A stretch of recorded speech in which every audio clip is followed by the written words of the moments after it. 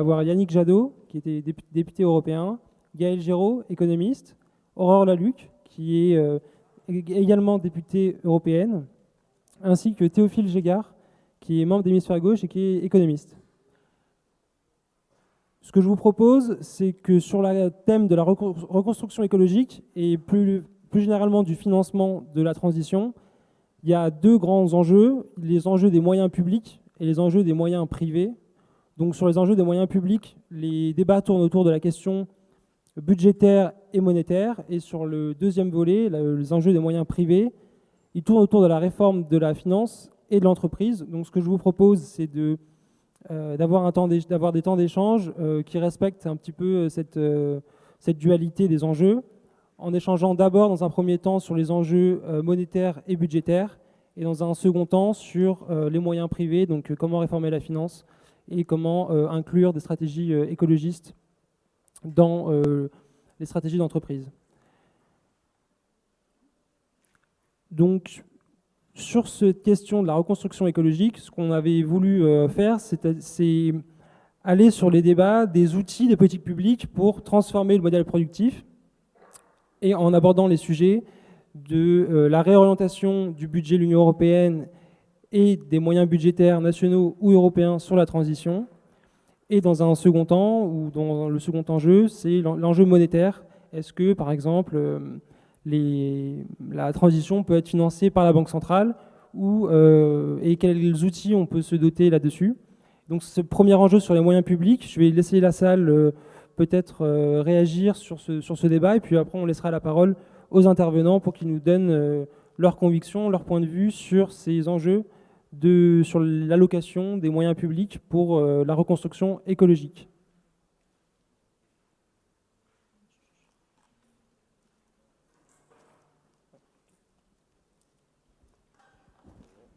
Merci. Ça marche? Oui, pardon.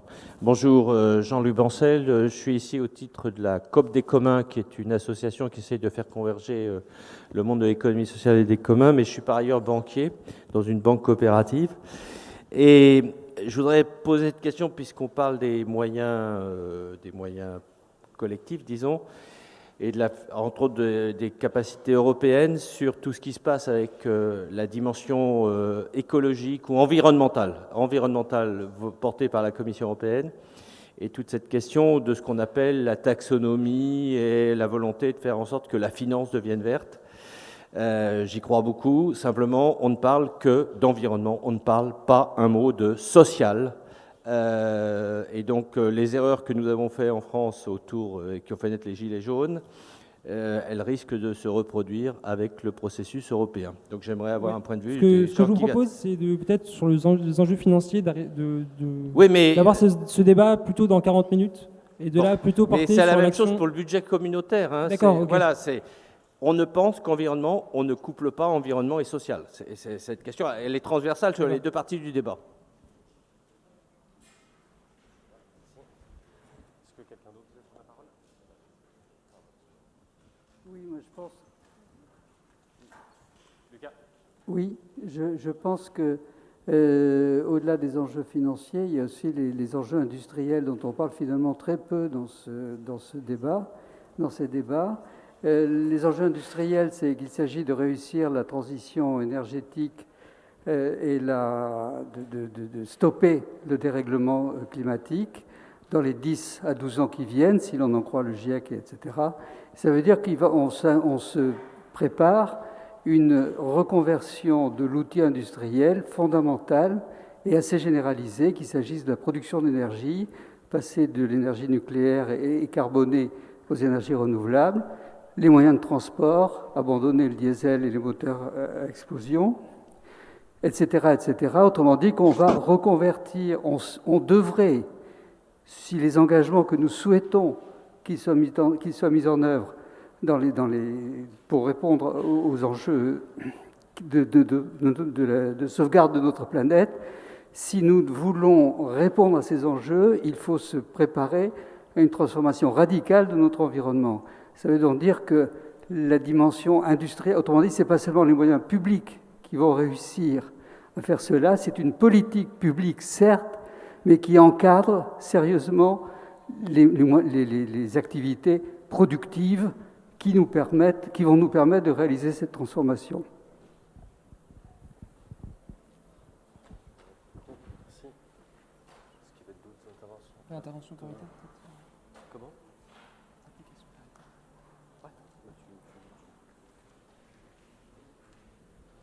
Merci.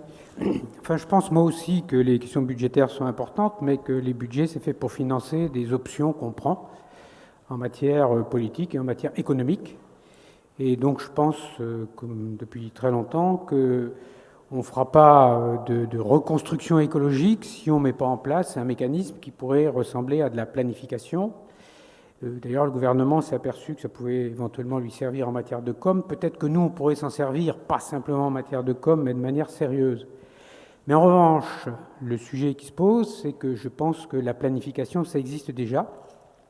Ça s'appelle les traités européens. Le Gosplan, ça existe, ça s'appelle la Commission. Voilà, je fais un petit peu de provoque. Mais je veux dire par là qu'on a un cadre européen qui est quand même extrêmement serré, avec des plans quinquennaux sur des tas de sujets. Alors moi, ce qui m'intéresserait aussi, c'est de savoir comment on prend ce sujet, c'est-à-dire quelle politique industrielle, par exemple, on essaie de mettre en place, sachant qu'elle est déjà encadrée au niveau européen. Comment on se cadre dans cette situation complexe? Merci. Je pense que sur ces enjeux européens, on va laisser la parole aux députés européens, Yannick Jadot ou Aurore Lalucq, qui ont travaillé sur le Green New Deal.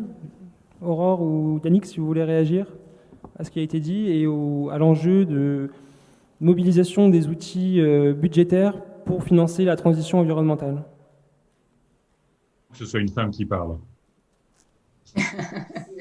Je suis ravie que ce soit un homme qui me donne l'autorisation de parler. Merci beaucoup pour l'organisation de ce débat sur ce qui vient d'être dit.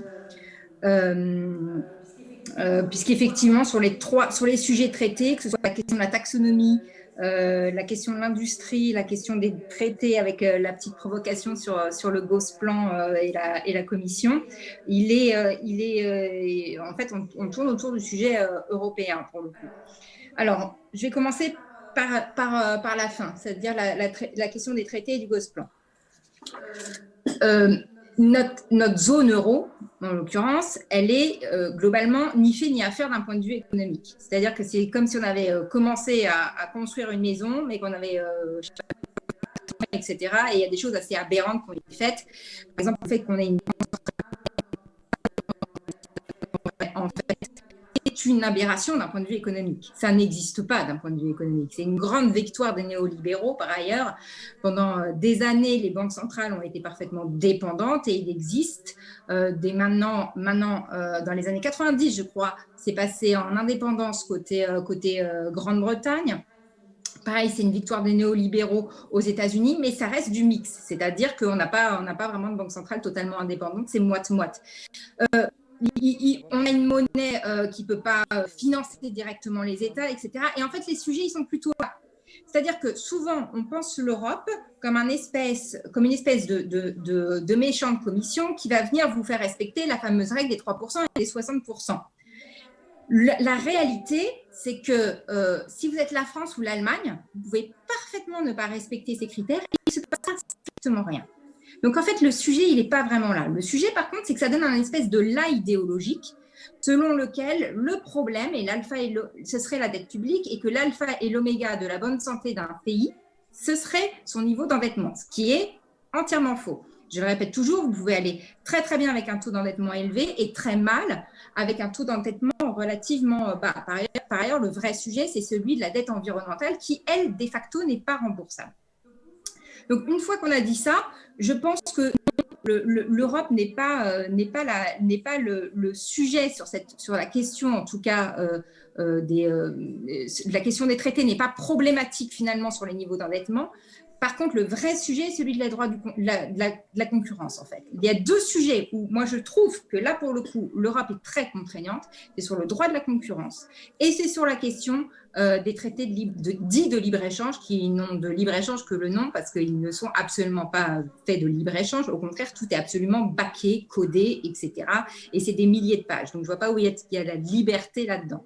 Donc, le sujet, il est vraiment là, à mon sens. Et et par ailleurs, j'insiste sur le fait que si on n'avait pas eu la Banque centrale européenne pour pouvoir faire fonctionner, non pas la planche à billets, parce que ce n'est pas vrai, mais pour faire du rachat de dette et injecter les 750 milliards, les États auraient tous été dans une sacrée panade pour rester polis. Donc, le vrai sujet au niveau européen, c'est la politique de la concurrence qu'il faudra un jour aborder frontalement. Ça, c'est un premier point.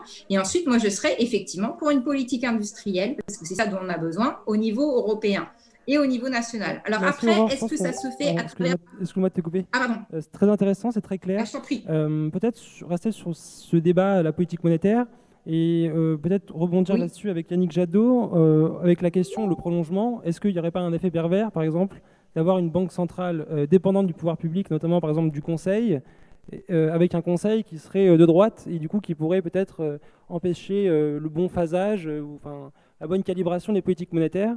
Dans ce débat entre dépendance et indépendance des outils monétaires, je voudrais peut-être avoir l'avis de Yannick Jadot. Et merci pour ton intervention très claire, Aurore. Merci, merci. Bonsoir à toutes et à tous. Et désolé du fait du plan de relance, j'ai eu un agenda contraint sur Paris, donc je ne peux pas être parmi vous. Ce que vous dites est très vrai. À partir du moment où, et ce serait souhaitable, la Banque centrale européenne est contrôlée par des élus, la démocratie s'applique et ce sont les élus qui soit sont sociodémocrates, soit sont conservateurs, soit sont d'extrême droite, et que ça dépend des majorités en cours. Ce que disait très bien Aurore, d'une certaine façon, c'est qu'on s'est toujours battu pour un contrôle démocratique de la Banque centrale européenne, pour un pilotage démocratique. L'ironie de l'histoire, c'est que quand la Banque centrale décide de sauver les dettes publiques européennes en disant on interviendra quoi qu'il en coûte, ça se fait contre les Allemands qui ont voté contre. Est-ce qu'un processus totalement démocratique du Conseil serait arrivé à la même conclusion? On ne sait pas. Mais au-delà de qui contrôle la Banque centrale, et encore une fois, nous, écologistes, là-dessus, on est pour qu'elle ne soit pas indépendante du pouvoir politique, ce sont aussi les objectifs de la Banque centrale. Parce qu'on a une Banque centrale qui fonctionne essentiellement sur l'inflation. On pourrait parfaitement redéfinir aussi, au-delà du contrôle démocratique, les objectifs de la Banque centrale sur le plein emploi, sur des critères d'empreinte écologique, d'empreinte carbone, et évidemment, ça conduirait à une politique monétaire totalement différente. Nous, et là, tous vos intervenants sont d'accord, puisqu'ils ont milité pour une forme de quantitative easing vert, qui était de dire plutôt que de faire du rachat de dette sur les marchés de dette, ce que la Banque centrale a fait pour des milliers de milliards d'euros, pourquoi ne pas produire de l'argent, garantir ou rembourser des prêts de la Banque européenne d'investissement, des prêts des banques nationales d'investissement, des collectivités, pas cette fois d'expansion monétaire au service des banques et très peu de l'économie réelle, mais dans un soutien à l'économie beaucoup plus fléché. Mais juste pour conclure au-delà de ça sur la planification, il y a effectivement une planification européenne. Quand on se donne des objectifs d'ici 2030 en matière de CO2, en matière d'énergie renouvelable, en matière d'efficacité, en matière d'éco-conception, en matière de c'est une forme de planification. Quand l'Union européenne signe des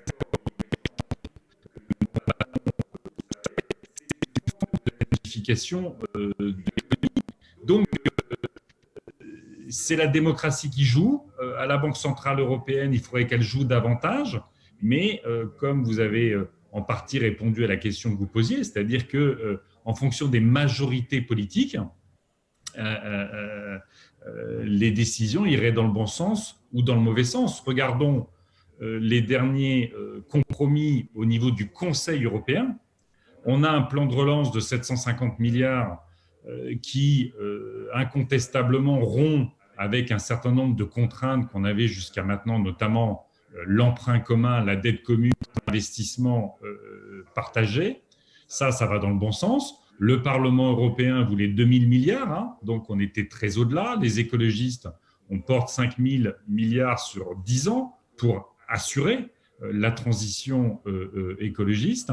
Mais dans le même temps, au-delà de ces innovations qui sont intéressantes du point de vue structurel, pas assez en termes de montant, le même Conseil a raboté l'éducation, Horizon 2020, Erasmus, tous les programmes de recherche, les programmes de transition qui permettent de mettre du social dans la transition écologique. Voilà. On fait avec cette démocratie, on fait avec ces majorités. À nous de mobiliser la société européenne pour que nos idées, j'allais dire, contournent parfois les majorités politiques conservatrices européennes et très largement encore libérales. Peut-être, Gaël, tu peux peut-être réagir sur ce débat monétaire. Je sais qu'à l'Institut Rousseau, vous avez travaillé sur ces enjeux de financement par les outils publics de la transition environnementale. Oui, je peux dire un mot là-dessus. Merci de m'inviter. Bon, d'abord pour confirmer que je suis d'accord avec l'essentiel de ce qui vient d'être dit, l'indépendance de la Banque centrale européenne n'a strictement aucun sens économique pour la raison simple qui est que la quantité de monnaie, enfin la monnaie n'est jamais neutre, donc elle a un impact sur les grandes variables macroéconomiques qui nous intéressent, le plein emploi, la croissance, etc. De sorte qu'on ne peut en aucune façon découpler la politique monétaire de la politique budgétaire. Donc l'indépendance de la Banque centrale est juste un conte de fées. Je suis bien d'accord qu'il faut réécrire entièrement les objectifs de la BCE pour lui attribuer notamment comme objectif de faire une politique qui vise le plein emploi et une industrialisation verte de l'Europe. Voilà. Entièrement. Et je voudrais également confirmer ce qu'a dit très justement également Aurore, sur le fait que très certainement le pilier idéologique, dogmatique de la construction de l'Union européenne aujourd'hui, c'est le droit à la concurrence et l'idée qu'il faudrait viser une concurrence pure et parfaite dans une économie. Ceci n'a aucun sens d'un point de vue économique. Je ne connais aucun modèle théorique qui permet d'assurer qu'en abolissant toutes les barrières ou toutes les frictions juridiques, par exemple sur le marché du travail, on convergerait vers une économie parfaite. C'est juste un mythe dont il faut se débarrasser, qui a le même statut en fait que l'eschatologie du grand soir marxiste pour l'administration et la bureaucratie soviétique dans les années 70-80, avant l'effondrement de l'Union soviétique. Ce qui fait qu'à mon avis, le parallèle que tu as tracé toi-même ou qu'a tracé, je crois, un des auditeurs, un des participants entre la planification, les traités européens, le Gosplan et la Commission européenne est tout à fait juste. Je pense qu'on a un décollement par rapport au réel de la part du Parti des hauts fonctionnaires européens qui est tout à fait analogue à celui dont témoignaient les hauts fonctionnaires soviétiques dans les années 70-80. Pour répondre un peu directement à la question du financement, évidemment, on peut penser à un financement direct par la Banque centrale européenne, mais c'est compliqué vu la nécessité de disons, le statut de BCE aujourd'hui. Il n'empêche qu'on a plein d'autres de procédés auxquels on peut penser.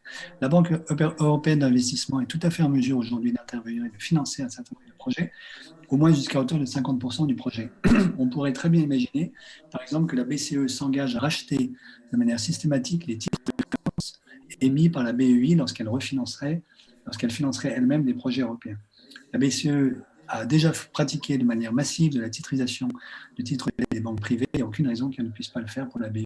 Et ça permettrait à la BEI, qui est très attachée au AAA de son bilan, de continuer à faire des prêts, et de faire des prêts beaucoup plus audacieux, sans porter aucun risque sur son bilan. Donc ça ne nuirait aucunement au AAA de la BEI. Donc ça, c'est quelque chose qu'on peut faire demain matin. Et par ailleurs, on dispose en France de la BPI, complètement, parce que Bercy veille dessus comme le lait sur le feu pour que justement la BPI ne puisse pas faire son travail. Donc elle est un tout petit peu mobilisée dans le plan de relance qui a été annoncé, qui a été rendu public il y a deux jours par le gouvernement, mais elle est complètement sous-utilisée. Or, la BPI, c'est une banque qui peut créer beaucoup d'argent gratuitement ex nihilo par des opérations d'écriture sur des lignes de code informatique. Donc on pourrait utiliser la BPI pour financer un certain nombre de projets. Après, il y a un des intervenants qui a dit « Oui, mais attention, on oublie le social ». Je pense qu'il a bien raison et qu'il faut garder en tête que, y compris pour, disons, à la fois les politiques, les intellectuels et les scientifiques qui travaillent sur la question écologique, c'est d'articuler la question sociale et la question écologique et de faire la démonstration du fait que la reconstruction écologique de notre pays, c'est la réponse à la crise sociale qui est la nôtre. Et d'une certaine manière, c'est un petit peu ça d'ailleurs qu'essaie de faire l'Institut Rousseau à travers ses différentes prises de position. Petit à petit, au fil des notes et des rapports que nous publions, de montrer que la reconstruction écologique du pays, c'est la véritable réponse qui permettra de fournir des emplois qui aient du sens et non pas des jobs à la con, comme aurait dit David Graeber, aux Françaises et aux Français aujourd'hui, sachant que la reconduction du monde d'hier, ce qui est en train de faire le gouvernement, ça permettra juste d'avoir de nouveau ce qu'on avait hier, 30% de chômage mais qui est en temps plein dans la société. Merci beaucoup Gaël pour cette intervention. Je vais maintenant laisser la parole à Théophile Gégard qui a travaillé sur la transition environnementale à Hémisphère Gauche et qui a une vision peut-être un petit peu différente sur les priorités entre budget et monnaie. Merci. Allô. Merci Adrien. Bonjour à tous. Je rejoins ce qui a été dit sur l'Union européenne et le financement par l'Union européenne de la transition environnementale. Toutefois, on peut émettre, et ça a été mentionné, que face à l'urgence climatique, on a quand même une Union européenne qui est lente, trop lente, et il y a des actions qui doivent être faites maintenant. Et le problème, c'est que la stratégie au niveau de l'Union européenne n'est pas claire, en tout cas les objectifs ne sont pas atteints. Et c'est pour ça que, je pense que c'est une réalité qui est dommageable, mais en tout cas, c'est pour ça qu'avec Hémisphère Gauche, on a travaillé sur comment financer la transition environnementale au niveau national, parce qu'on s'est aussi dit que les plans de financement par la Banque centrale avaient des problèmes, des grosses limites démocratiques, et également pouvaient varier au gré des majorités au niveau de l'Union européenne. Donc on est parti de ce constat-là, qu'il fallait avoir une action rapide pour répondre à l'urgence climatique et que cette action rapide devait passer à l'échelon national. Et donc on a décidé de répondre à deux questions. Tout d'abord, comment financer la transition environnementale et répondre à l'urgence climatique, et ensuite, quels investissements faire, quelles actions avoir. Alors au niveau de la question de comment financer, on s'est appuyé sur un mécanisme qui existe déjà. C'est celui qui sert à rembourser actuellement la dette sociale. C'est la CADES, c'est la Caisse d'amortissement de la dette sociale. Elle a déjà permis d'amortir 180 milliards d'euros depuis les années 90. Alors nous, ce qu'on propose, c'est d'avoir un plan d'investissement conséquent avec des actions d'envergure. Je pourrais les détailler après sur quels investissements faire. Mais l'idée, c'est d'avoir 1000 milliards sur 10 ans, donc c'est-à-dire qu'on dépenserait 100 milliards chaque année. Et ces 1000 milliards iraient dans une caisse d'amortissement, la caisse d'amortissement de la dette climatique, et seraient remboursés par une taxe qui serait affectée, donc un impôt qui serait affecté à cette caisse d'amortissement, ce qui permettrait en fait de flécher les ressources fiscales vers la transition environnementale, parce qu'on peut s'apercevoir qu'il y a des taxes qui, sous couvert d'être environnementales, financent d'autres choses. Donc là, au moins, on sera assuré que ça finance bien la transition environnementale. Alors, donc ça, c'est comment financer, donc comment dégager ces 1000 milliards sur 10 ans. Ensuite, que faire avec ces 1000 milliards donc pour répondre au monsieur qui évoquait la politique industrielle, il y a des actions qui sont possibles. Donc au niveau énergétique, par exemple, il convient donc de manière assez classique de développer les énergies renouvelables, le photovoltaïque, l'éolien, de monter en compétence sur les filières nationales ou européennes pour qu'il y ait, pour avoir une création d'emplois sur le territoire national ou au sein de l'Union européenne. Sur l'industrie, par exemple, il y a des vrais leviers d'action. Par exemple, on peut aider les industries à électrifier leurs procédés, par exemple les procédés de chauffage des matériaux.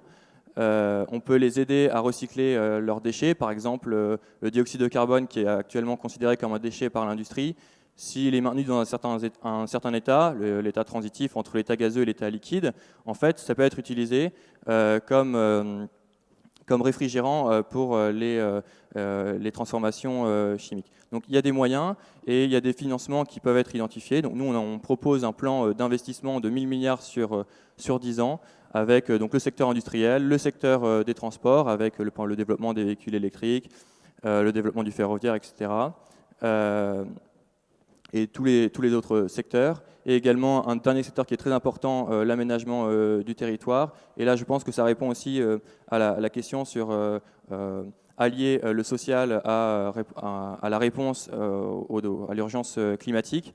Et effectivement, passer d'un aménagement du territoire qui permet d'inclure tous les territoires dans cette dynamique est particulièrement important du point de vue social. Merci Théophile. Ce que je vous propose, c'est qu'on va prendre des questions pour rester sur cette première thématique des moyens publics de la salle. Et puis après, les intervenants feront des réponses un petit peu plus courtes pour conclure un petit peu sur cette première partie. Et après, on passera à la deuxième partie sur plutôt la réflexion sur la réforme de la finance et de l'entreprise. Marius, si tu peux faire passer les micros. Je crois que les femmes n'ont pas posé de questions. Donc si on peut avoir un système de questionnement paritaire, ce serait génial. Merci.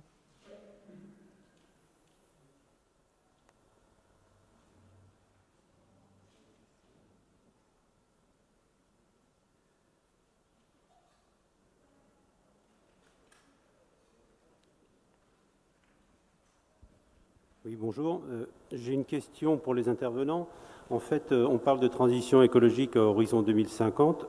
Donc ça veut dire qu'aujourd'hui, on n'a pas les moyens de la faire. Peut-être pas les moyens financiers, mais en tout cas aussi pas les moyens techniques, parce qu'on n'a pas les solutions pour faire une transition énergétique globale. Donc, qu'en est-il de la recherche fondamentale et comment s'organise-t-elle au niveau européen et comment est-elle financée? Quels sont les projets à ce niveau-là?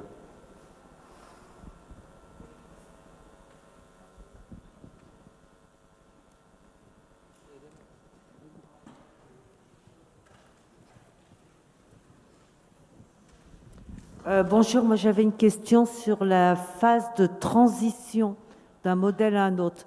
Transformer des industries, transformer des énergies, etc., va impacter un certain nombre de secteurs de façon négative en termes d'emploi, en termes social, etc., et d'autres par contre de façon positive. Donc il y a toute la question de la formation des personnes concernées. Il y a toute la question des étapes de la transition et qu'est-ce que on peut mettre en œuvre par rapport à ça.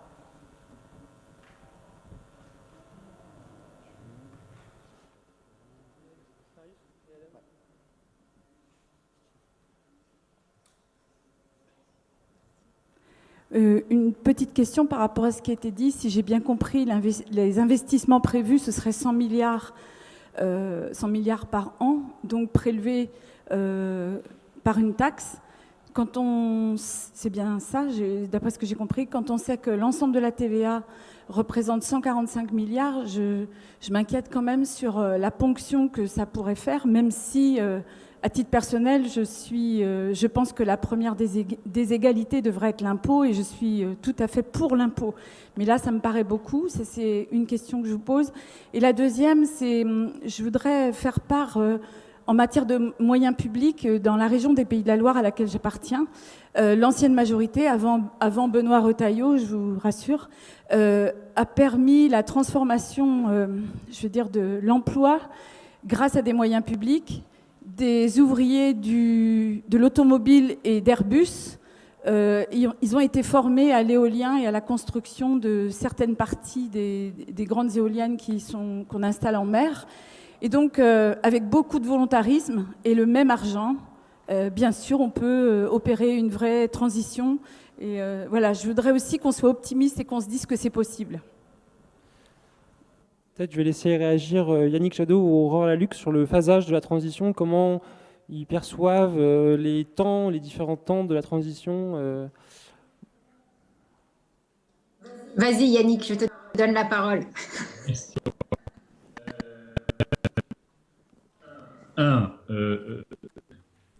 La transition aujourd'hui, elle est largement possible.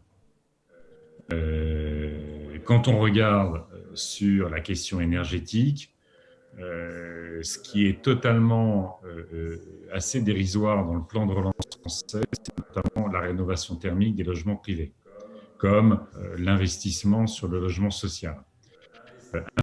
Aujourd'hui, c'est créer 100 à 150 000 emplois d'ici 2 ans sur des artisans, des PME sur tous nos territoires.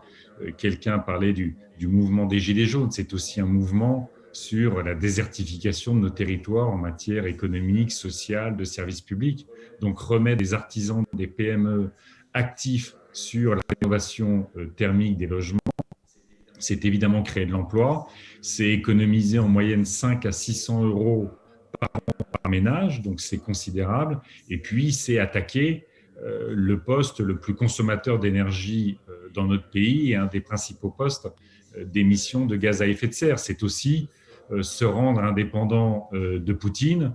Et on sait à quel point notre complaisance vis-à-vis de Poutine tient aussi du fait de notre dépendance à l'égard de son gaz. On pourrait parler du pétrole russe comme du pétrole du Golfe. Donc, tous ces investissements-là, si on prend les énergies renouvelables, en 10 ans, le photovoltaïque, le coût est divisé par 10, l'éolien par 3. Ce gouvernement continue d'être obsédé par le nucléaire. Vous avez vu qu'il va investir 1 milliard du plan de relance dans le nucléaire. Il veut faire des EPR encore en Grande-Bretagne. On sort à peu près à 105, 110 euros le mégawattheure pour un EPR aujourd'hui. Même sur l'éolien offshore, on est à 50, 55. Plus de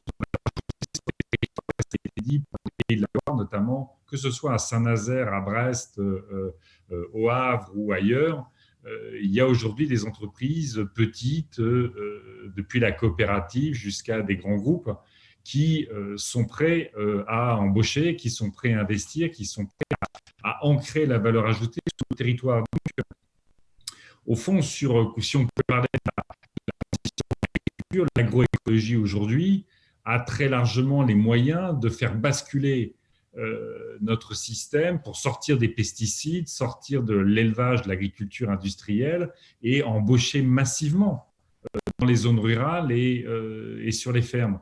Donc finalement, les solutions, elles existent. Le problème, c'est que ceux qui sont au pouvoir les tiennent en marge des politiques publiques. Ça touche un petit peu, mais au reste, ce qui nuit. Et notre responsabilité en tant qu'élus, en tant que militants, c'est évidemment que ces solutions positives pour la société deviennent le cœur des politiques publiques et ne soient pas simplement en marge. Et puis, ce n'est pas simplement mettre de l'argent, combattre les accords de libre-échange, c'est éviter de nuire, de détruire et de détruire des emplois, des industries, au-delà de détruire l'environnement. Ce n'est pas de l'argent, ce n'est pas de l'investissement public, c'est empêcher de nuire.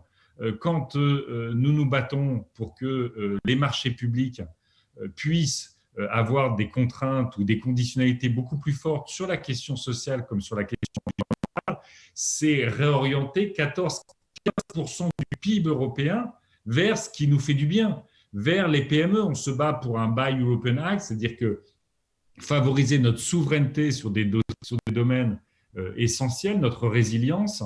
De la même façon, on se bat pour favoriser les PME à l'échelle des territoires. C'est aussi la recréer du lien entre les citoyens, l'impôt et le tissu économique, un tissu économique qui a du sens, un emploi qui est de qualité, qui est durable. Et évidemment, quand on a l'activité économique et de l'emploi, c'est beaucoup plus facile d'avoir des services publics, c'est beaucoup plus facile d'avoir de la démocratie. De la même façon, vous l'avez vu dans le plan de relance français, c'est un combat qu'on mène au niveau européen, c'est l'idée de contrats territoriaux de transition écologique et sociale. Tout est jacobinisé dans notre pays. Et parfois, on a transféré au niveau européen notre approche jacobine. Il faudrait donner beaucoup plus de pouvoir aux régions qui, mettant les salariés, les entreprises, les associations, les citoyens, les chercheurs sur un même territoire, pourraient se dire comment on se projette ensemble sur ce territoire et comment on investit dans la formation, comment on investit dans les transitions industrielles. Moi, je porte l'idée d'une sécurité sociale et environnementale. C'est mettre la question environnementale dans cet outil extraordinaire de solidarité qu'est la Sécu. Aussi, pour porter toutes les transitions, avoir un revenu de transition, par exemple. Ça peut parfaitement s'intégrer dans toutes les recherches qu'il y a eu sur le revenu universel, sur des choses comme ça, où on garantit que même dans des transitions, les personnes qui évoluent, qui apprennent de nouvelles compétences, qui apprennent de nouveaux métiers, conservent leurs revenus. Donc, moi, je suis optimiste, pas quand je vois les poids des lobbies, pas quand je vois le plan d'investissement que le gouvernement a sorti, pas quand je vois les majorités qui restent assez largement libérales, conservatrices au niveau européen, mais je suis optimiste quand je vois ce qu'est capable de faire la société, quand je vois ce à quoi sont prêts les citoyennes, les citoyens, ce que font les chercheurs, ce que font déjà un certain nombre d'entreprises et ce que veulent de plus en plus les salariés, quel que soit d'ailleurs aujourd'hui le syndicat. Merci Yannick. Pardon, excusez-moi. Merci Yannick. Peut-être sur ces phases de transition, Aurore, quel est ton point de vue? Est-ce que la transition, c'est une révolution permanente ou est-ce que c'est un effort à fournir, temporaire, pour arriver après sur une société, un peu une économie du plateau neutre? Comment tu vois ce phasage de la transition? Ce que je dis toujours, c'est pas le grand soir, c'est les petits matins, en référence à mon éditeur favori. C'est une multiplication. En fait, le truc, c'est qu'il faut être à la fois réformiste et radical, tout simplement. C'est-à-dire que si on veut réussir à faire la transition écologique, il faut faire de l'économie pour de vrai. Et je suis contente que ces derniers mois,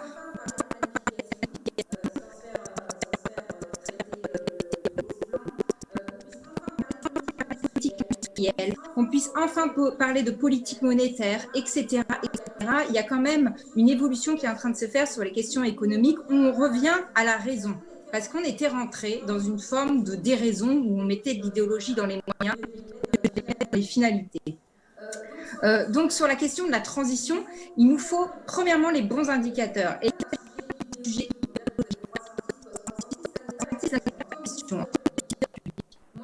moi, le pays ne me dit rien sur l'état des inégalités. Et si on veut faire de l'économie sérieusement, si on veut la mettre au service de la transition écologique et sociale, parce qu'effectivement, la question environnementale est toujours une question sociale. Ce sont les riches qui polluent le plus la planète et les pauvres qui en pâtissent le plus.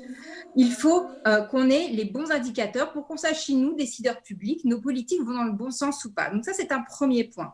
Ensuite, il nous faut également...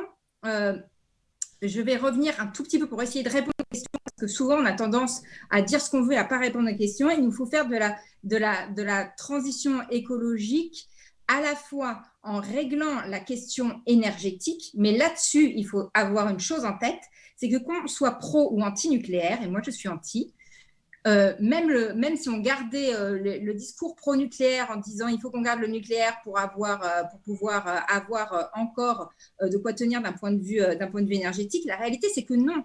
De toute façon, on consomme beaucoup trop d'énergie et que par ailleurs, on n'anticipe pas assez notre transition énergétique. Et ce qui fait que si ça continue comme ça, en France, notre transition énergétique va être extrêmement sale. C'est-à-dire qu'on va, ma main me couper, qu'on ne va pas faire du vert, mais on va revenir vers du brun, parce qu'on ne prépare strictement rien. Et que la meilleure des politiques énergétiques, c'est de la sobriété. Il faut absolument qu'on soit en capacité de réduire notre consommation énergétique, et ça passe effectivement par des plans d'investissement massifs, notamment dans la rénovation thermique des bâtiments. Et là, c'est quand même intéressant. Pourquoi? Parce que ça crée de l'emploi, c'est un premier point. Et par ailleurs, on parlait tout à l'heure de la question de l'industrie et de la question des entreprises. Ce que ça permet de faire aussi, c'est d'avoir des carnets de commandes pleins. Et le meilleur moyen, en fait, pour transformer les entreprises, c'est pas forcément uniquement de faire de l'incitatif, etc. D'ailleurs, ça marche jamais. C'est pas forcément de faire de la réglementation, mais c'est d'orienter les entreprises vers un certain type de commande publique. Or, aujourd'hui, en période de crise, c'est d'ailleurs la commande publique qui va avoir un apport décisif parce que les entreprises vont pas être en capacité de pouvoir produire sans avoir un horizon qui soit un tout petit peu rassuré. Donc là, il y a un vrai enjeu aujourd'hui, qui est celui non pas de relancer l'économie, mais de réorienter l'économie. Et les moments de crise sont toujours des moments extrêmement intéressants pour cela. On l'a vu par exemple sous Roosevelt, où on est passé d'un État qui n'était rien à un État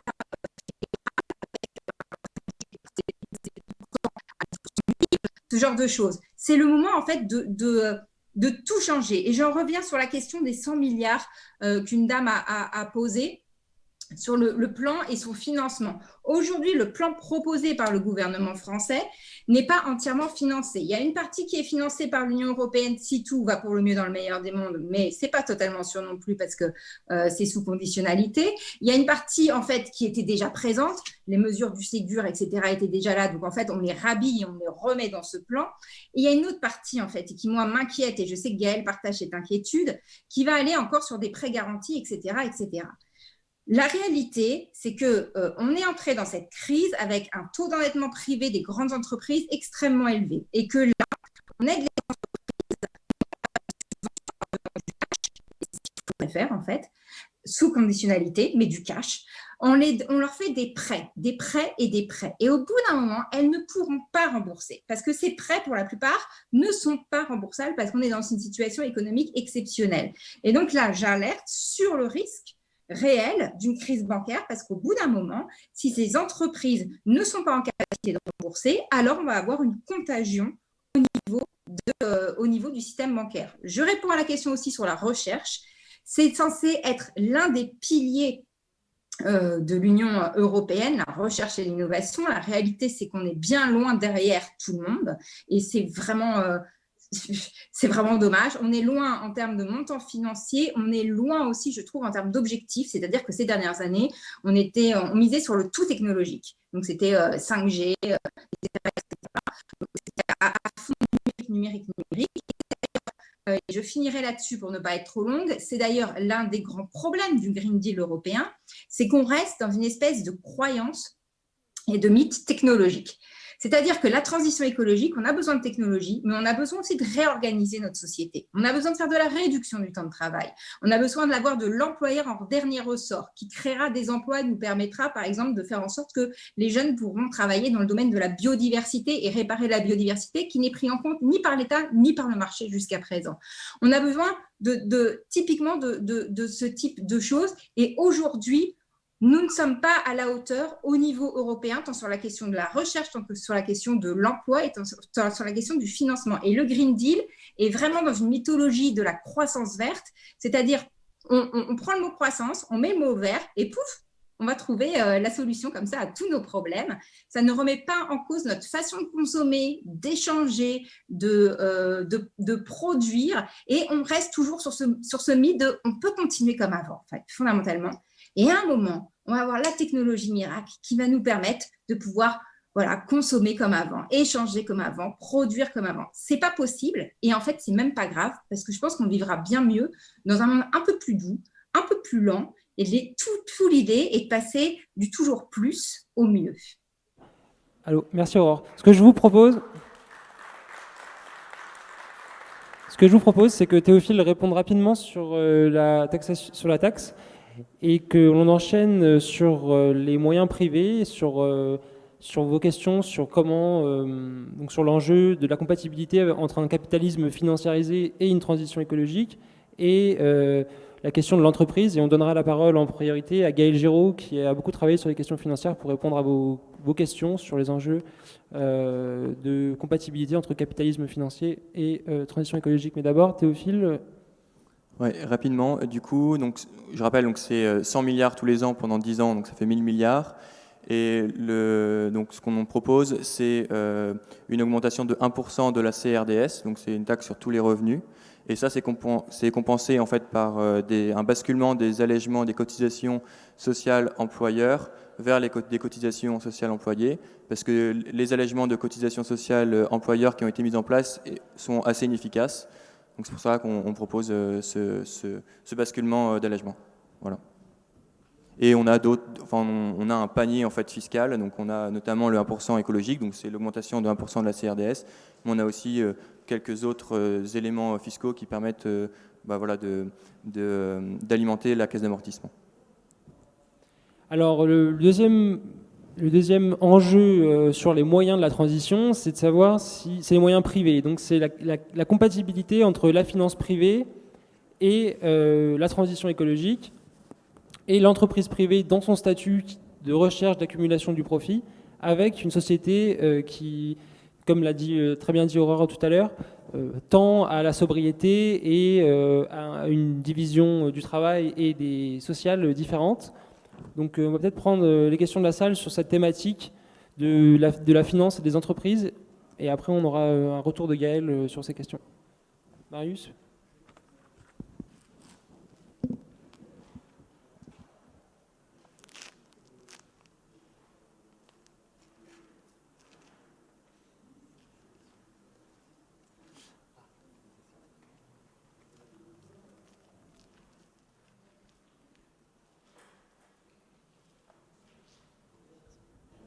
Bonsoir.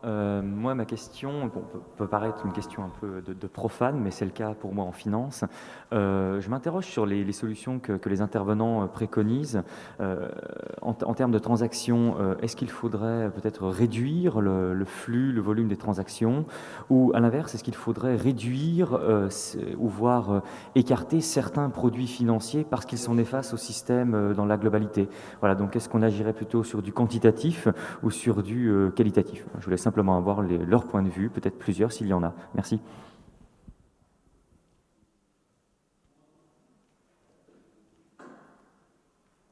Bon, s'il n'y a pas de questions dans la salle, je vais peut-être poser une question en complément de ce qui a été posé. Est-ce que la séparation bancaire est un préalable à la transition écologique, et est-ce qu'une réforme de la finance est un préalable à la transition environnementale On a une autre question de la salle. Oui, bonjour. J'avais aussi une question sur le financement, mais peut-être plus public que privé, par rapport à des besoins très urgents de financement de la transition énergétique, dont on sait qu'à long terme, elle a un effet positif sur l'emploi et sur le bien-être de la société. On peut financer par la taxation, c'est un levier mais en ce moment c'est difficile. On peut financer par l'endettement.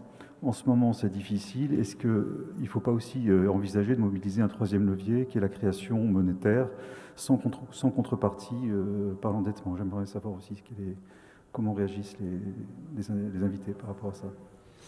D'accord, merci. Gaël, peut-être si tu veux réagir sur la compatibilité entre la transition et un capitalisme financier un peu dérégulé qui rentre dans des crises systématiques. Oui, merci. Je vais peut-être juste rebondir avant ça sur deux points qui ont été mentionnés précédemment et auxquels je n'ai pas pu faire écho. Le premier, c'est une proposition, disons globalement, pour dire les choses de loin, d'augmentation de la pression fiscale. Autant je suis ça, disons, on pourrait dire a priori pour moi, une réforme du système fiscal français me semble indispensable. Et l'Institut Rousseau va bientôt sortir une note dans ce sens-là. Autant je ne suis pas sûr que dans un contexte de déflation macroéconomique qui est aujourd'hui, c'est-à-dire d'absence d'inflation,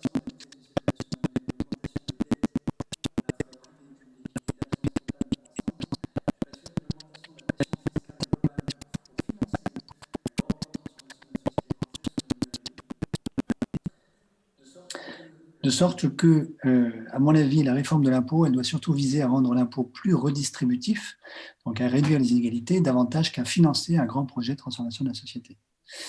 Le deuxième point que je voudrais dire également, par rapport à ce qui a été évoqué tout à l'heure, c'est, Aurore y a déjà en partie répondu en disant on n'a pas besoin, Aurore ou Yannick d'ailleurs, je ne sais plus, on n'a pas besoin de recherche fondamentale aujourd'hui pour mener à bien la transition écologique ou la reconstruction écologique du pays.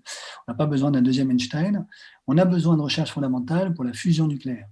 Mais Ce que je comprends des amis qui sont des chercheurs en physique nucléaire, c'est qu'on a pris tellement de retard dû au sous-investissement public dans la fusion qu'aujourd'hui, on n'aura pas de déploiement industriel de la fusion nucléaire avant 2080 ou plus tôt.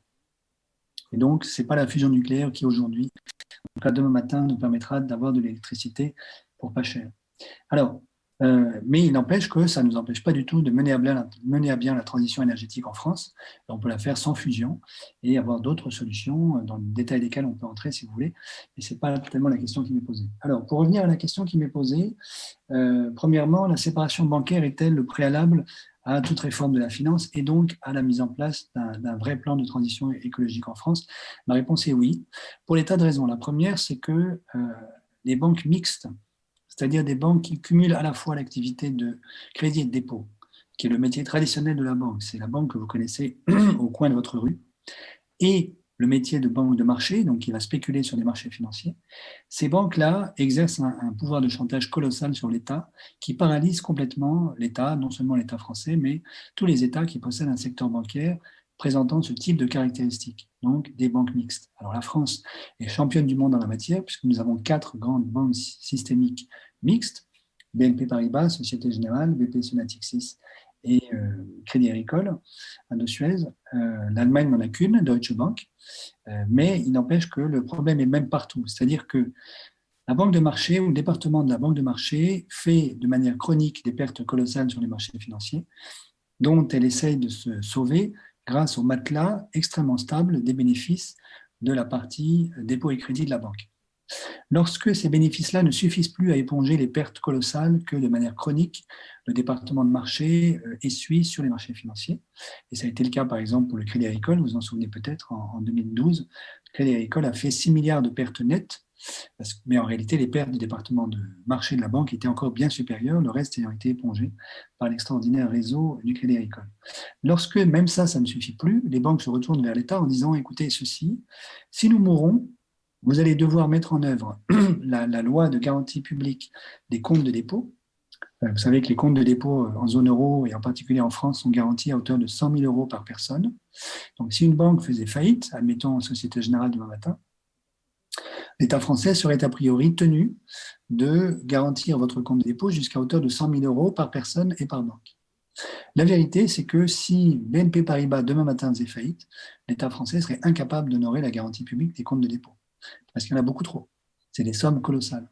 Et donc, comme l'État le sait, et comme les banques le savent, les banques vont se transformer en visiteurs du soir à l'Élysée pour faire comprendre à l'hôte de l'Élysée qu'il doit faire absolument tout ce qu'elles veulent, parce que sinon, elles vont faire faillite et l'État lui-même sera incapable d'honorer la garantie publique. Peut-être vous vous en souvenez, au moment de l'effondrement du naufrage du secteur bancaire chypriote, il y a eu un haut commissaire européen qui a suggéré qu'on n'honore pas la garantie publique sur les comptes de dépôt chypriotes, dont le secteur bancaire est tout petit, comparé par exemple à l'effondrement d'une banque comme BNP Paribas, dont la taille de bilan en France est à peu près du même ordre de grandeur que le PIB français. Et pourquoi disait-il ça? Parce qu'il voyait que déjà, pour un secteur aussi petit que le secteur bancaire chypriote, c'était compliqué pour les autorités publiques d'honorer la garantie publique sur les comptes de dépôt. Et puis, il s'est fait tirer les bretelles par les banques elles-mêmes, qui lui ont dit « mais si tu commences à révéler à tout le monde qu'on ne peut pas honorer la garantie publique sur les comptes de dépôt, les déposants vont retirer leur argent des comptes de dépôt des banques et nos banques seront vraiment en faillite demain matin. » Et donc, le lendemain même, il a fait une contre-conférence de presse en disant « non, je me suis trompé, c'était une très mauvaise idée. On va évidemment honorer la garantie publique sur les comptes de dépôt. » Mais vous voyez que ceci fait que les banques mixtes ont un pouvoir de chantage colossal qui fait qu'elles paralysent complètement l'action publique et que si ça fait des années, ça fait plus de 20 ans qu'on parle de la transition écologique et ça fait plus de 20 ans qu'on ne la fait pas, c'est en grande partie à cause de ce chantage exercé sur les pouvoirs publics. Pourquoi? Parce que nos grandes banques ne veulent pas faire la transition écologique. Pourquoi ne veulent-elles pas faire la transition? Parce qu'elles ne peuvent pas. Pourquoi ne peuvent-elles pas? Parce qu'elles ont dans leur bilan des centaines de milliards d'actifs liés aux hydrocarbures fossiles. Donc charbon, pétrole, gaz. Si demain matin, on faisait de manière abrupte la transition et que la valeur de marché des actifs liés aux hydrocarbures fossiles tombe à zéro, alors la plupart de nos grandes banques, systémiques, un risque qui a été mentionné explicitement par Mark Carney, le gouverneur de la Banque centrale d'Angleterre, dans son grand discours de septembre 2015 à la Lloyd, connu sous le titre de la tragédie des horizons. Mark Carney a dit, on a 3 grands risques. Le premier risque, c'est le risque physique de destruction du capital par le dérèglement climatique. Le deuxième risque, c'est ce qu'il a appelé d'un euphémisme, qui est le risque de transition, à savoir précisément les faillites bancaires induites par l'effondrement du prix de marché des actifs qu'elles détiennent dans leur bilan liés aux hydrocarbures fossiles. Et le troisième risque, c'est le risque juridique qu'on voit émerger aujourd'hui, qui est qu'un certain nombre de victimes du dérèglement écologique portent plainte contre les décideurs, aussi bien publics que privés, qui n'ont pas pris leurs responsabilités. Mais là, on voyait que les banques savent parfaitement que si on fait la transition, elles sont en faillite et ont le pouvoir, tant qu'elles sont mixtes, d'exercer un chantage colossal sur l'État. Donc, séparer les banques, c'est permettre que demain matin, les banques de marché puissent faire faillite, et elles le feront assez rapidement, puisqu'on est sur une bulle spéculative gigantesque aujourd'hui, qui tôt ou tard finira bien par crever et provoquer un certain nombre de faillites bancaires. Mais l'État ne sera pas obligé de voler à leur secours, parce qu'elles pourront faire faillite sans exercer de menace sur les comptes de dépôt des déposants, c'est-à-dire vous et moi, qui seront tranquillement et sagement dans les banques de dépôt et de crédit, qui sont les banques traditionnelles, qui ont toujours existé jusqu'au milieu des années 90, puisqu'au fond, les banques mixtes, c'est une invention du début des années 90, notamment de Michel Pébroux en France. Donc oui, la séparation bancaire est la mère des batailles, d'ailleurs pour tout type de politique progressiste et écologiste, à mon avis, en France. Et à ce sujet, pour ceux qui ne le sauraient pas, la loi de séparation Moscovici de 2013 ne sépare pas. C'est une innovation juridique qui est du Canada Dry, donc qui est au whisky, qui est à la séparation, ce que le Canada Dry est au whisky, c'est-à-dire que c'est une loi qui prétend séparer, mais qui ne sépare pas. D'ailleurs, elle n'a eu aucun impact sur les banques depuis que cette loi a été passée. Je réponds ensuite aux 2 autres questions qui ont été posées sur la régulation financière. Faut-il plutôt diminuer le flux des transactions ou bien sélectionner un certain nombre d'actifs financiers que l'on interdirait? Ma réponse est les 2. Il faut diminuer le flux des 93% des transactions financières aujourd'hui sur les marchés financiers n'ont aucun rapport avec l'économie réelle. Ce sont des transactions financières entre acteurs financiers qui simplement jouent entre eux à des fins spéculatives et aucune des 2 parties prenantes de la transaction n'est liée de près ou de loin à l'économie réelle. Donc il faut effectivement réduire le flux et le volume des transactions et en particulier les transactions qui sont réalisées par des ordinateurs et via ce qu'on appelle le High Frequency Trading, le HFT, c'est-à-dire le trading automatique induit par des logiciels qui sont programmés à l'avance. Ces trucs-là sont extrêmement dangereux. Ils font des opérations, disons, à la microseconde. Vous avez 1 million d'opérations par seconde, qu'aucun être humain, évidemment, ne peut suivre. C'est extrêmement dangereux parce que vous pouvez parfaitement avoir des phénomènes paradoxaux où les ordinateurs de différentes banques en concurrence entrent en résonance les uns avec les autres, et c'est des hasards de programmation informatique, qui fait que, par exemple, tout d'un coup, ils se mettent tous à vendre, simplement parce qu'on est dans un événement qui a une probabilité très rare d'arriver, mais qui n'a pas été prévu par les logiciels, et qui fait que les uns et les autres s'entraînent mutuellement à vendre. Donc c'est arrivé déjà en 2010, il y a eu un mini-crack pendant quelques secondes, quelques minutes en 2010, qui a fait perdre plusieurs milliards à la sphère financière américaine parce qu'il a fallu quelques minutes pour que l'opérateur de la SEC, qui est le gendarme des marchés financiers américains, saute sur la prise électrique du terminal central qui commande les transactions financières sur les marchés financiers américains pour débrancher le terminal, de manière à interrompre la catastrophe qui était en cours à cause de ce phénomène de résonance entre les ordinateurs. Donc oui, il faut réduire le volume des transactions financières. Comment fait-on? Mais par exemple, vous mettez en place une taxe sur les transactions financières qui dépend du volume. Vous n'avez pas besoin d'avoir une taxe très élevée. Ça va immédiatement mettre du frottement, coûter plus cher aux acteurs financiers et ils vont réduire immédiatement le volume de leurs transactions. Deuxièmement, y a-t-il des actifs financiers qu'il faut éliminer? La réponse est oui. On a vu ça notamment au moment de la crise sur la dette publique grecque en 2010. Vous savez que le déclenchement de la crise sur la dette publique grecque a été dû à des opérations spéculatives de hedge funds londoniens qui ont spéculé à la baisse sur le titre de dette publique grecque qu'ils ne détenaient même pas.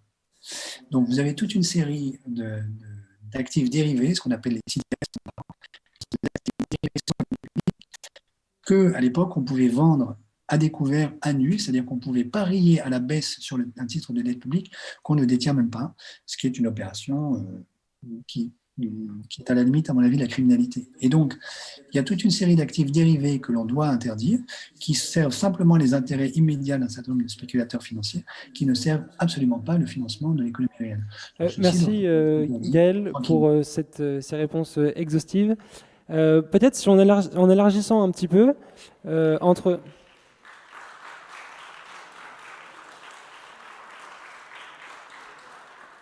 En élargissant un petit peu le spectre à l'entreprise, ce serait intéressant que Yannick nous développe un peu sa vision du capitalisme et de l'entreprise privée dans la transition environnementale. Je sais que cet été, il a réfléchi à ces sujets et ce serait peut-être intéressant d'avoir sa vision là-dessus. Je ne sais pas si j'ai réfléchi à ce sujet cet été, mais on y réfléchit depuis longtemps. En tout cas, tu étais, il me semble, à des universités différentes. Ah, du MEDEF, oui, Voilà. tout à fait.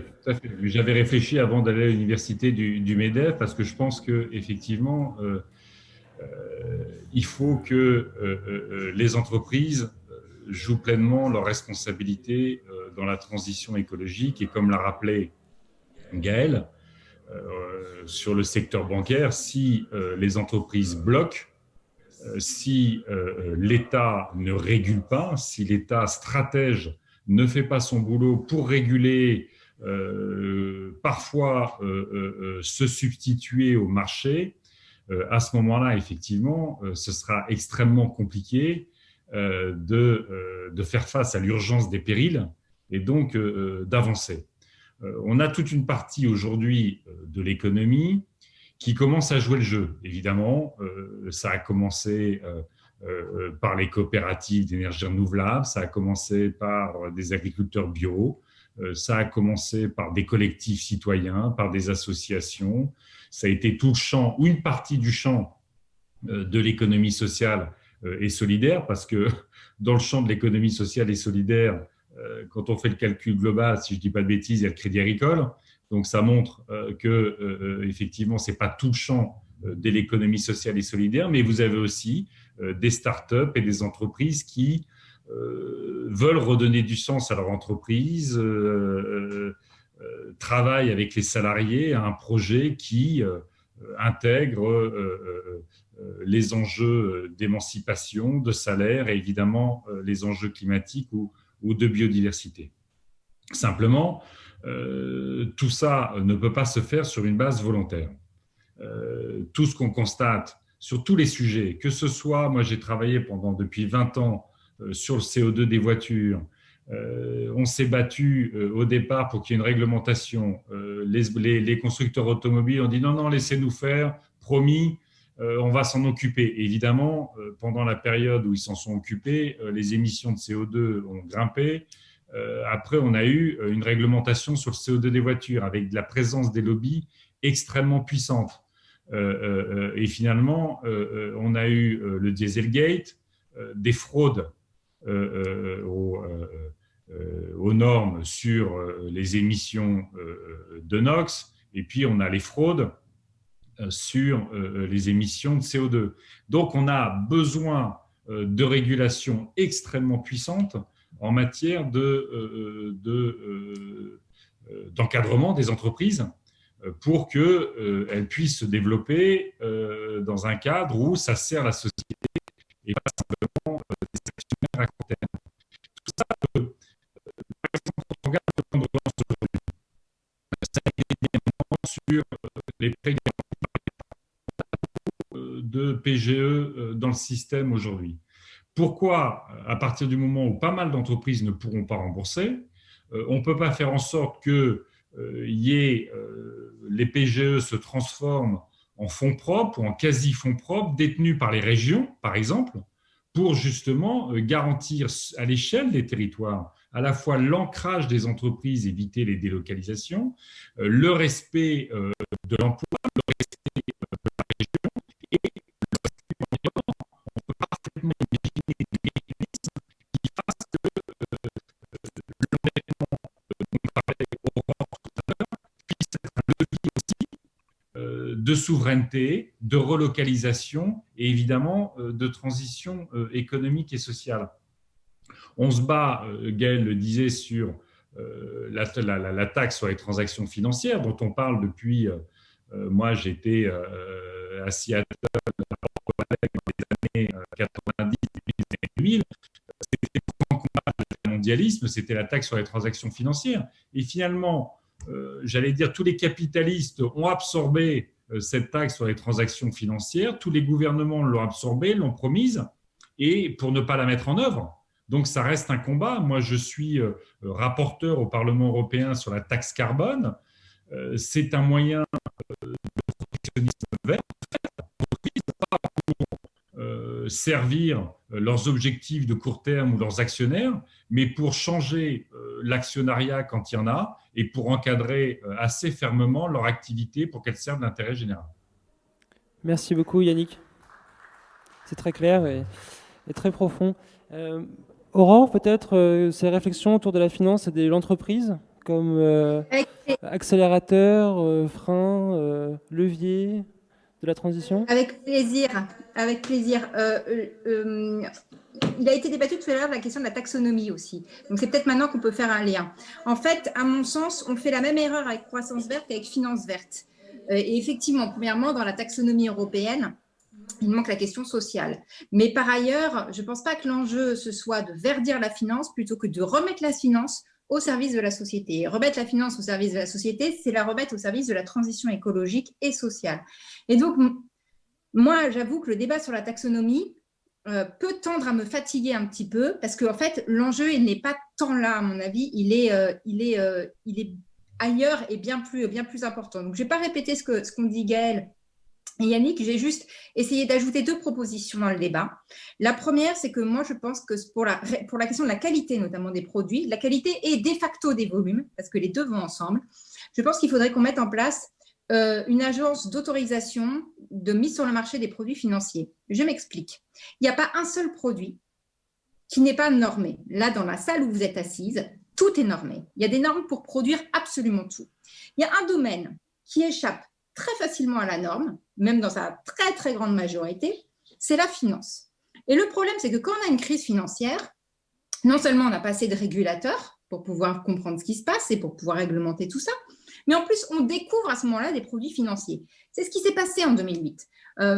Gaël a mentionné la question des CDS, il y avait aussi les CDO, il y avait la titrisation, auquel sincèrement pas grand monde s'était penché sur le sujet. Il y avait la question des prêts pourrés, des junk bonds, des prêts alternatifs, etc., etc. Bref, il y avait une quantité de produits financiers qu'on découvre au moment de la crise. Et ça, ce n'est pas tolérable. Un régulateur, il ne peut pas découvrir ça au moment de la crise. Ça, c'est le premier point, il y a un problème d'information. Deuxième point, on devrait mettre des critères d'autorisation de mise sur le marché des produits financiers. Pourquoi? Parce qu'il y a les produits qu'on connaît et il y a plein de produits qui sont créés sur mesure. Ça s'appelle du modèle to modèle et auxquels les régulateurs n'ont pas accès. C'est-à-dire que, certes, il y a des produits comme les CDS et les CDO qui sont globalement à peu près tous les mêmes, mais il n'empêche qu'il y a une quantité de produits sur le marché que vous ne connaissez pas. Pourquoi? Parce qu'ils sont faits sur mesure pour les clients, entre des entreprises financières et le client. Et ça, ce n'est pas tolérable. Et donc, créer ce type d'agence, comme il existe une agence du médicament, même si elle n'est pas parfaite, ça serait très utile. Pourquoi? Parce qu'on pourrait mettre des critères. Déjà, dire que des produits financiers ne doivent pas avoir des fins spéculatives. Ça, c'est le premier point. On pourrait mettre des critères environnementaux aussi sur ces produits. Et on pourrait dire, eh bien, écoutez, si vous voulez produire, mettre sur le marché un produit financier, montrez-nous à quoi il sert. Comme ça, les régulateurs, déjà, ils connaîtraient les produits financiers. Et deuxièmement, ce serait obligatoire pour les gens qui veulent les mettre sur le marché de prouver la pertinence de leurs produits, au-delà de se faire uniquement de l'argent pour faire de l'argent. Donc, je plaide au niveau européen pour la création de ce type d'agence, qui n'est d'ailleurs pas une proposition de gauchiste, figurez-vous, puisque même les libéraux de l'école d'économie de Chicago, la proposent avec nous et certains régulateurs américains, notamment je pense à Bill Black avec lequel j'ai travaillé sur la crise américaine des saving and loans depuis une dizaine d'années. Donc ça, c'est un truc très pragmatique qui permettrait d'en finir à la fois avec certains produits d'un point de vue qualitatif et qui réduirait de facto les volumes. Sur la question de la TTF, moi j'ai quand même un petit truc qui me met mal à l'aise, c'est que la taxe sur les transactions financières, quand même à la base, c'était aussi pour aider les pays des tiers-mondes. Voilà. Et que ça, c'est en train de complètement passer à la trappe. C'est-à-dire qu'on va utiliser la TTF pour financer le budget européen, si on y arrive. Alors, si on y arrive, évidemment, ce serait une victoire. Mais sincèrement, on a quand même bousillé l'ensemble de la planète. On a consommé et on a pollué ce que les pays des tiers-mondes ne pourront jamais faire. je trouve que la moindre des choses quand même, ce serait d'être un petit peu plus généreux. Et on parle beaucoup, effectivement, et je rejoins évidemment Yannick sur la question de la taxation, etc. Mais quand même, je trouve que dans notre schéma de pensée aujourd'hui, il y a une régression réelle sur le fait qu'on ne pense plus assez à la solidarité internationale à un moment où on a une vraie responsabilité parce que c'est nous qui avons détruit la planète. Donc ça, c'est un point d'inquiétude sur la question de la TTF. Mais je pense que Yannick est entièrement d'accord. Hein. La taxe carbone, pareil. Et entièrement sur... On est d'accord. Ensuite, sur la question de l'entreprise, je vous rappelle que Nicolas Sarkozy avait fait une proposition qui était je ne sais plus, c'était les 3 tiers ou quelque chose comme ça, où il disait qu'il faudrait que les entreprises, il y ait un tiers qui aille aux dividendes, un tiers qui aille à la rémunération des salariés et un tiers qui aille au profit. Eh bien, déjà, si on arrivait à ça, ce serait pas mal, parce qu'on n'y est vraiment pas. Et on pourrait faire la même chose, d'ailleurs, dans les conseils d'administration. Pourquoi pas penser à la règle des 3 tiers? Un tiers ONG, un tiers salarié, un tiers patronat. Ça nous permettrait justement de repenser l'entreprise et de repenser aussi le dialogue social, alors qui est bien meilleur dans d'autres pays européens que chez nous. Mais chez nous, en tout cas, ça nous ferait grandement du bien. Et je finis sur le plan. Le plan, c'est ça avant toute chose. Hein. Le plan, c'est un outil de dialogue au-delà des semaines sociales, etc. C'est un outil permanent de dialogue social et c'est ça qui était aussi intéressant dans le plan, pas uniquement le côté planification stratégique, etc., et que ça tenait tous les bouts, en fait, le long terme, la stratégie, le dialogue social, et c'est vraiment de ça dont nous avons besoin aujourd'hui, et je crains que dans la vision du gouvernement, nous n'ayons pas aujourd'hui un plan qui réponde justement à tous ces critères.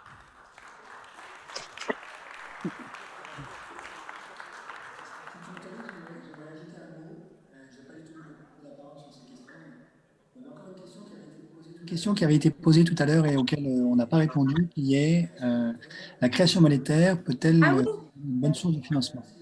Donc la réponse est oui, définitivement. Il y a un très bon bouquin qui a été publié par Nicolas Dufresne, qui est l'excellent directeur de l'Institut Rousseau, et par Alain Grandjean, qui est connu, et un très très bon économiste, qui s'appelle Une monnaie écologique, une monnaie pour financer la transition écologique. Voilà, une monnaie écologique, je vous le montre, il est là, où ça vous est expliqué. Voilà. C'est un sujet qu'on porte depuis longtemps avec Nicolas et Alain, qui est que alors je le redis aujourd'hui, dans le contexte de déflation qui est le nôtre aujourd'hui, c'est une excellente idée de créer de la monnaie, d'augmenter la quantité de monnaie en circulation parce que ça permettrait de lutter contre la déflation.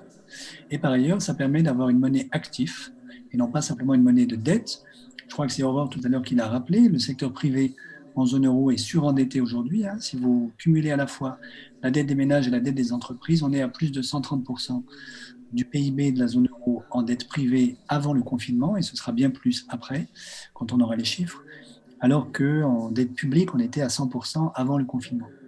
Et donc, voilà, créer de la monnaie ex nihilo, ça ne coûte rien, ça permet d'avoir de la monnaie active, ça va faire un peu d'inflation, mais tant mieux, parce qu'on en a besoin dans le contexte déflationniste qui est le nôtre, et ça permettrait de financer la transition. Merci Gaël. Alors il nous reste un petit quart d'heure, donc je vous propose de prendre un dernier tour de questions, et après les intervenants concluront et répondront à vos dernières questions. Je vais commencer par une question Zoom que je vais lire pour que les intervenants la prennent, et puis on va faire passer les micros. Alors la question Zoom est une question posée par Pierre Gérardin, qui pose la question suivante. Ne pourrait-on pas concentrer nos efforts sur la lutte contre l'évasion et l'optimisation fiscale pour avoir des fonds pour financer la transition écologique? Et je crois que la personne devant avait une question. Bonjour à tous. Moi, j'avais une question de finance un petit peu technique sur le mécanisme en fait, des taux de rendement des actions. C'est-à-dire que le taux de rendement, quelque part, d'une action, d'un produit financier, quel qu'il soit, en fait, c'est une compensation pour le risque que l'investisseur prend. Et moi, j'ai l'impression que, quelque part, avec l'incertitude énorme qu'il y a sur la capacité de tous les actifs financiers à générer des flux financiers dans le futur, parce qu'on se rapproche potentiellement d'une dégradation de l'offre de pétrole, qui plus est en plus avec le choc du coronavirus, les difficultés du pétrole de schiste américain, etc. Enfin, bon, bref, le moins qu'on puisse dire, c'est qu'il y a une incertitude sur la capacité du système mondial à produire autant de pétrole et à suivre la demande. Donc tout ça, ça crée une incertitude énorme sur la capacité des entreprises en général, de toutes les institutions en fait, à dégager des flux de cash conséquents, donc avec un risque relativement faible. Et ma question, extrêmement fort, pardon, à l'avenir. Et ma question, c'est comment est-ce que ça se fait qu'aujourd'hui on ait des rendements finalement demandés par les propriétaires d'actions, par les fonds, par tous ces trucs-là qui font des valorisations, qui soient aussi faibles finalement pour, enfin je sais pas, le CAC 40, c'est quoi, c'est 4%, un truc comme ça. Voilà.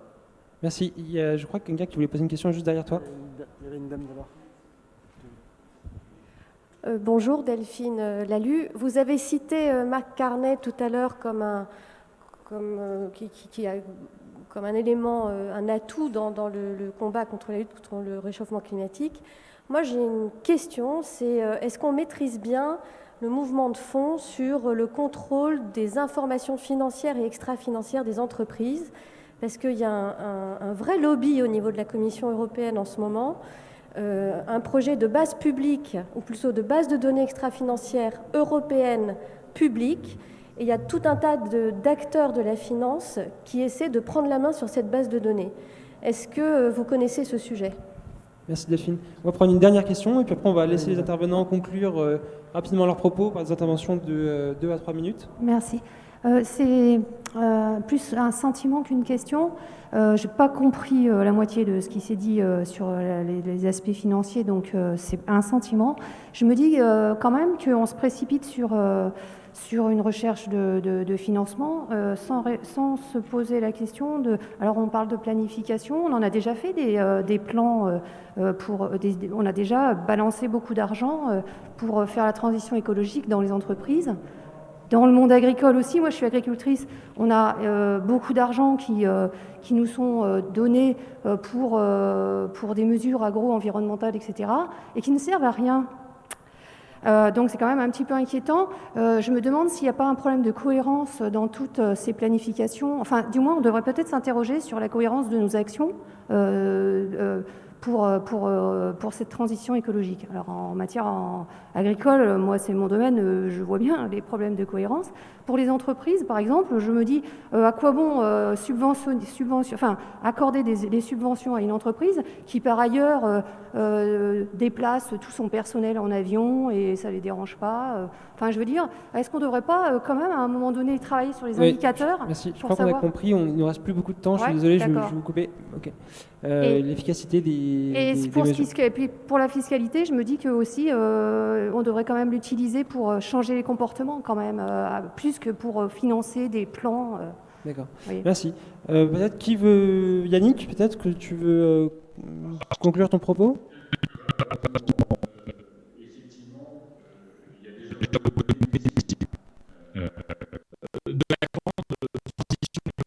la grande transformation. Le terme transition a tellement été récupéré par nos adversaires que parfois on a encore du mal à l'utiliser. Mais en tout cas, de la grande reconstruction économique et sociale dont nous avons besoin. Le seul sujet, c'est que nous devons arriver à convaincre dans tous les secteurs, mettre devant celles et ceux qui innovent, qui expérimentent, qui réussissent sur tous les sujets que nous portons, pour que ça soit plus simplement un discours, mais que ce soit une réalité. Ça l'est de plus en plus pour nos concitoyens, mais c'est en gagnant pas simplement la bataille culturelle sur les idées, mais la bataille culturelle, économique, sociale sur la réalité qu'on transformera aussi les politiques publiques. Merci infiniment. Merci Yannick. Gaël ou Aurore? Peut-être Aurore ou Gaël? Oui, alors pour répondre aux questions, sur la question de... Il faut faire court par contre, Aurore. Je suis désolé de le dire. Il nous reste 5 minutes. Voilà. Je suis une femme, je fais toujours plus court que les hommes. Sur la question de la fiscalité pour le transport, totalement d'accord. C'est un au Parlement européen, qui est une nouvelle commission qui s'appelle la commission suisse, et dans laquelle j'ai la chance de pouvoir totalement. Sur la question des actifs financiers, très rapidement, effectivement, en moyenne, on est sur quelque chose au niveau européen, sur la rentabilité des actions autour de 3,6, même des fois 3,6%, 4,6% en fonction des années. La réalité, c'est qu'on a quand même un système institutionnel. C'est un peu d'argent ce là. Deuxièmement, on a un problème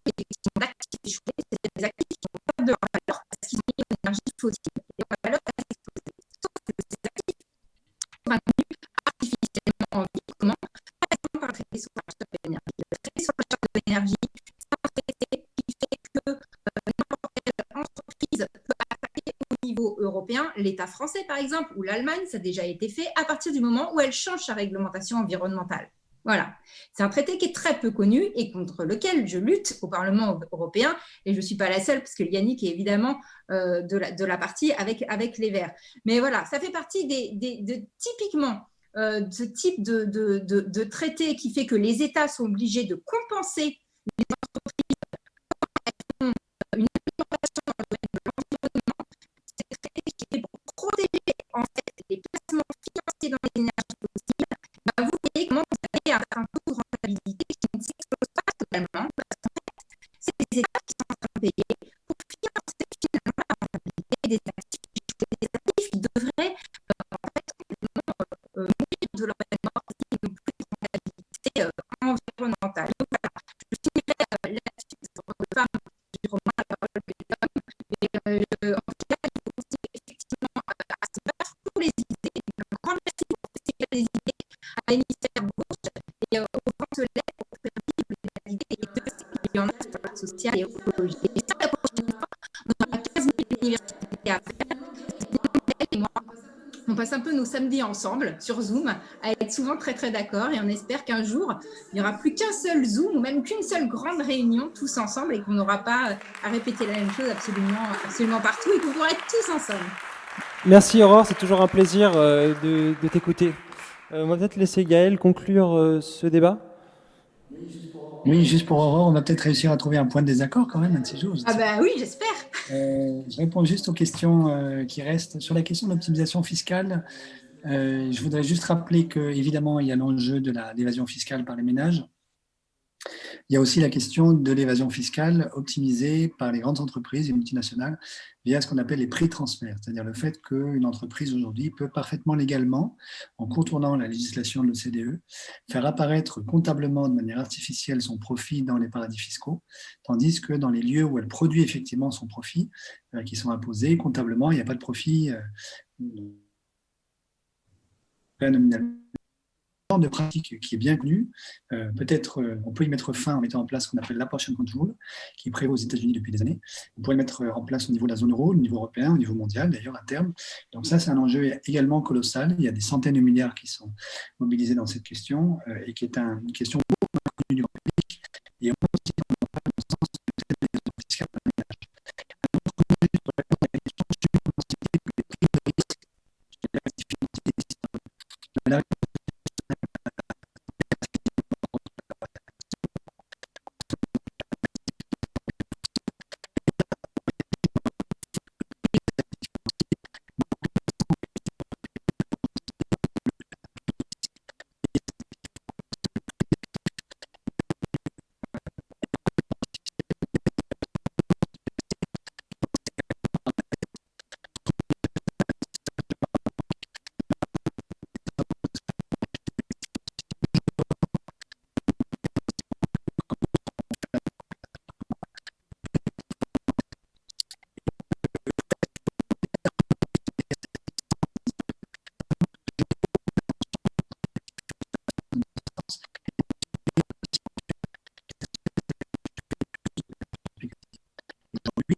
des prix des actifs financiers sur les marchés financiers, mais on fait rien de sensé, simplement l'activité spéculative d'un certain nombre d'investisseurs.